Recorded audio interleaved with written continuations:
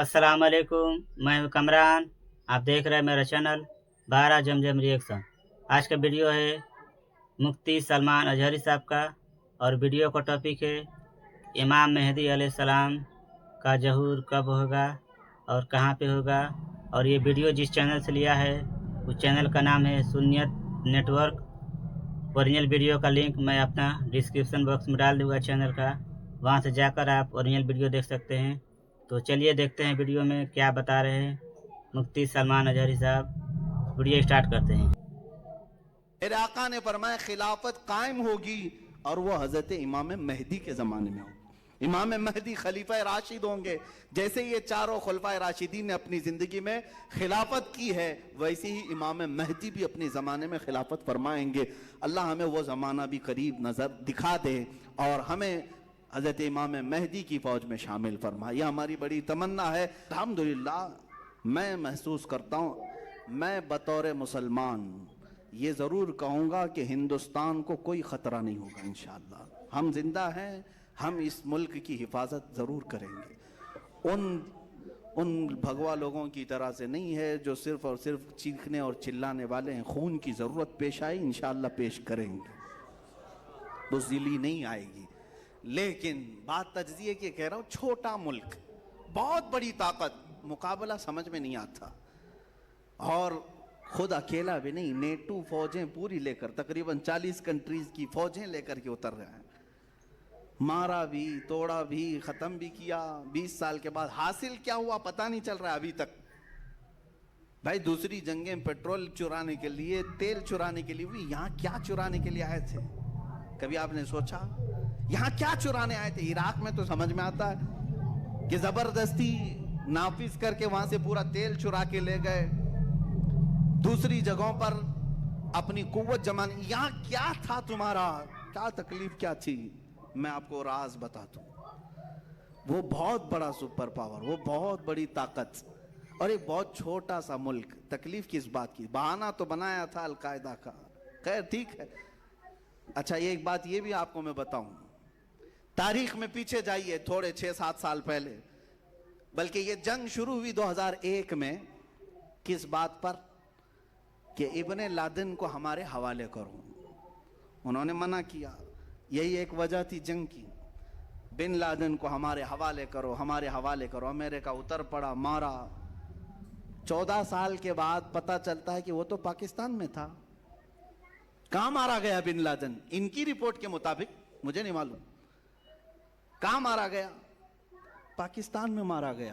तो फिर अफगानिस्तान में किसके लिए लड़ रहे थे? अगर वो वहां बैठा था तो अफगानिस्तान में क्यों लड़े? मर गया बिन लादेन तो फिर 6 साल तक क्यों बैठे रहे?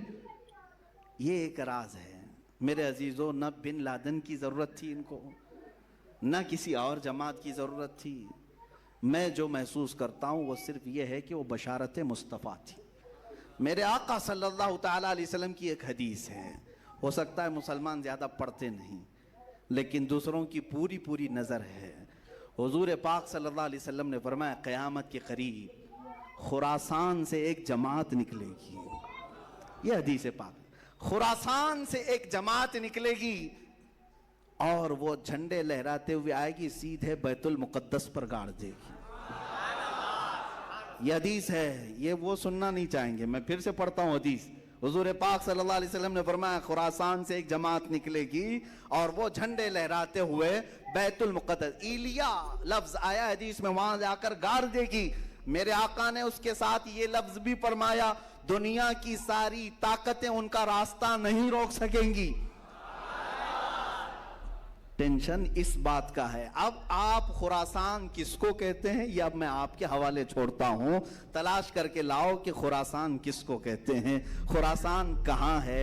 ये थोड़ा बहुत तो आपको भी मेहनत करनी पड़ेगी। पूरा मैं खुल करके बोलूं तो बहुत सारे लोगों को फिर तकलीफ हो जाएगी कि अच्छा खुरासान की यह हदीस फिर से आप उसी पर फिट कर रहे हैं। नहीं, मैं तो हुजूर की हदीस सुना रहा हूं कि खुरासान से एक जमात निकलेगी। यही डर था बड़ी ताकत को कि वहां से कोई जमात ना निकले जो इजराइल के तक आ सके, जो बैतुल मुकद्दस तक आ सके। अपनी नाजायज औलाद को बचाना था, इसलिए कि वहां से कोई आने वाला या उठने वाला दिखे तो बार बार हमले किए जाएंगे। तुम 1000 हमले कर लो लेकिन फरमाने मुस्तफा होकर रहेगा। मेरे आका सल्लल्लाहु ताला अलैहि वसल्लम ने जो फरमाया वो होकर रहेगा। मुझे उनके सियासी मामलात से कोई शगफ नहीं, कोई ताल्लुक नहीं, मुझे उसके मुतालिक कोई अपनी हतमी राय नहीं है। महज मैंने एक तजजिया पेश किया है कि सिर्फ अगर किसी ने कह दिया कि हमारा लीडर अमीरुल मोमिनीन होगा तो दुनिया में भौचाल आ गया। अजीज़ान गिरामी, इसीलिए हम कहते हैं बार बार खुलफाए राशिदीन का जिक्र करो और कसरत से अमीरुल मोमिनीन का लफ्ज भी इस्तेमाल करो, ताकि सुनने वालों को पता चले ये सिर्फ माजी की तारीख नहीं है, मुस्तकबिल में अमीरुल मोमिनीन पैदा हो सकता है। और हुजूर अकरम सल्लल्लाहु अलैहि वसल्लम ने बशारत दी है कि खिलाफत अला मिनहाजिन नबुव्वा। कोई मेरी तकरीर को तोड़ मरोड़ करके न कह दे कि पूरी फजीलत अफगानिस्तान पे बयान करे, नहीं, मेरा ऐसा कोई इंटेंशन नहीं है। मैं सिर्फ ये कह रहा हूं, मेरे आका ने फरमाया खिलाफत कायम होगी और वो हजरत इमाम मेहदी के जमाने में होगी। इमाम मेहदी खलीफा राशिद होंगे। जैसे ये चारों खुलफाए राशिदीन ने अपनी जिंदगी में खिलाफत की है, वैसे ही इमाम मेहदी भी अपने ज़माने में खिलाफत फरमाएंगे। अल्लाह हमें वो ज़माना भी करीब नज़र दिखा दे और हमें हज़रत इमाम मेहदी की फ़ौज में शामिल फरमाए। यह हमारी बड़ी तमन्ना है। अल्लाह ताला उरूज इस्लाम हमें अता फरमाए और उरूज अहले सुन्नत हमें अता करे। अज़ीज़ान गिरामी, बात हमारी दीगर तरफ ना निकल गए। हज़रत उस्मान गनी रज़ियल्लाहु ताला अन्हु, हज़रत अली करमल्लाहु वजहुल करीम की बारगाह में हम मुख्तसर खिराज अक़ीदत ज़रूर पेश करें। इन दोनों की ज़िंदगियों से भी जो लुब्बे लुबाब हमें मिलता है वो सिर्फ़ और सिर्फ घूमता है हुजूर पाक की ज़िंदगी के इर्द गिर्द। हज़रत उस्मान का हर लम्हा आप देखें मेरे आका सल्लल्लाहु अलैहि वसल्लम के इश्क़ व मोहब्बत में ही गुजरता है। एक मर्तबा किसी ने देखा आप अपने दरवाजे के पास बैठ करके एक हड्डी को चूस रहे हैं। खलीफा हैं, अमीरुल मोमिनीन हैं, अपने घर में बैठ करके दरवाजे के पास एक हड्डी को जिसमें गोश्त भी नहीं है चूस रहे हैं। कोई सहाबी आए और खड़े हो गए, खलीफा मुस्लिमीन अमीरुल मोमिनीन आप ये क्या कर रहे हैं? हज़रत उस्मान रज़ी अल्लाह ताला अन्हु कहते हैं मुझे इससे कोई गरज नहीं इस हड्डी से, लेकिन एक बार मैंने मेरे आका को ऐसा करते हुए देखा था। हुजूर पाक सल्लल्लाहु ताला अलैहि वसल्लम को मैंने ऐसा देखा था, तो बस हुजूर पाक सल्लल्लाहु अलैहि वसल्लम की अदा पर अमल करने के लिए मैं भी ये करता रहा। आपको वो भी हदीस मालूम होगी जब मस्जिद कुबा के किनारे एक कुआं था जिसमें हुजूर पाक सल्लल्लाहु अलैहि वसल्लम अपने पैर नीचे लटकाए बैठते थे। अक्सर जब तशरीफ़ लाते और हज़रत उस्मान गनी भी अपनी खिलाफत के ज़माने में जब जब मस्जिद कुबा के पास आते अपने पैर उसी कुएं में अंदर लटकाए बैठते, सिर्फ इसलिए कि मेरे नबी ने ऐसा किया है। मेरे अजीज़ों, ये अमाल वाजिब और फ़र्ज़ नहीं है, फ़र्ज़ और वाजिब नहीं है, लेकिन मोहब्बत का तकाजा ये है कि महबूब जैसा करता है वैसा ही मुहिब भी करता है। वो मोहब्बत थी उनकी, वो आदात अफ़आल अक़वाल आमाल किसी चीज़ को तर्क नहीं करते, कोशिश ये करते कि हुजूर की हर अदा पर अमल हो जाए। हम में से ये जो सुन्नत का दावा करते हैं या मोहब्बत का दावा करते हैं, हम भी अपनी ज़िंदगी को ज़रा झांक करके देखें, क्या रसूल करीम सल्लल्लाहु अलैहि वसल्लम तुम्हें कहीं नज़र आते हैं हमारे आमाल के वक्त? कि मैं जब खाना खा रहा हूँ तो हुजूर पाक सल्लल्लाहु अलैहि वसल्लम की अदाएं मुझे याद आ जाएं कि मेरे नबी इस तरह से खाया करते थे, मैं भी ऐसा खाऊं। हुजूर पाक सल्लल्लाहु ताला अलैहि वसल्लम के अखलाक, किरदार, गुफ्तार, उस वक्त हमें क्यों ये बात याद नहीं आती कि नबी कौनैन सल्लल्लाहु ताला अलैहि वसल्लम इस तरह से खाया करते, इस तरह से बैठा करते, इस तरह से बोला करते, मुझे भी चाहिए कि ऐसा बोलूं।